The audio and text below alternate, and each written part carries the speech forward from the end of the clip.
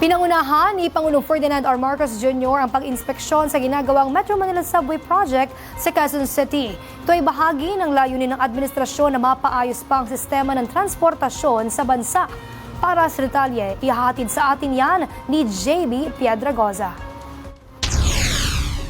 Personal na inspeksyon ni Pangulong Ferdinand R. Marcos Jr. ang konstruksyon ng Metro Manila Subway Project o MMSP sa Camp Aguinaldo Station sa Quezon City. Ang MMSP ang kauna-unahang subway system sa bansa na may habang higit 30 kilometro na mag-uugnay sa Valenzuela City hanggang Parañaque City. Sa kabuuan, mayroon 17 estasyon ng proyektong subway na inaasahang makakapagserbisyo sa mahigit kalahating milyong commuter.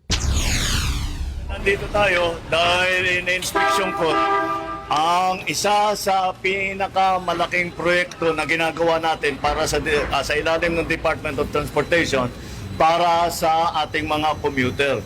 Ito yung ating subway project na papaabutin natin hanggang itong phase na ito hanggang Valenzuela. Binigyang pagkilala naman ng punong ehekutibo ang Japanese engineers dahil sa kanilang paggabay sa mga Pilipinong manggagawa.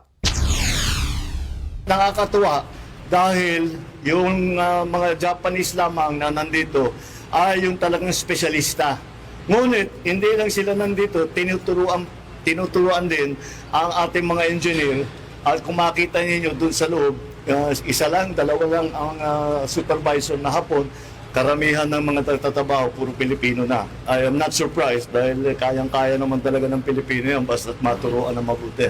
Target na matapos ang paggawa dito sa taong 2028 bago matapos ang termino ni Pangulong Marcos Jr. At sa oras na matapos ito, ang kasalukuyang biyahe mula Valenzuela City papunta sa Ninoy International Airport na kadalasang tumatagal ng 2 oras ay inaasahang magiging 40 minuto na lamang.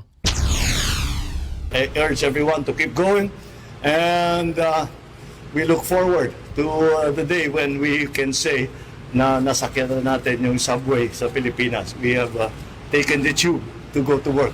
Para sa totoong balita sa Bagong Pilipinas, JB Piedragoza, Congress News.